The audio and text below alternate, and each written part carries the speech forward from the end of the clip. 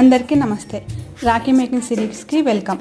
ఇప్పుడు ఎపిసోడ్ 2లో మనము ఓన్లీ ఇలా ఉలన్ కానీ లేదంటే సిల్క్ థ్రెడ్ని కానీ యూజ్ చేసి మనం ఒక సింపుల్ రాఖీని అయితే చేద్దాం.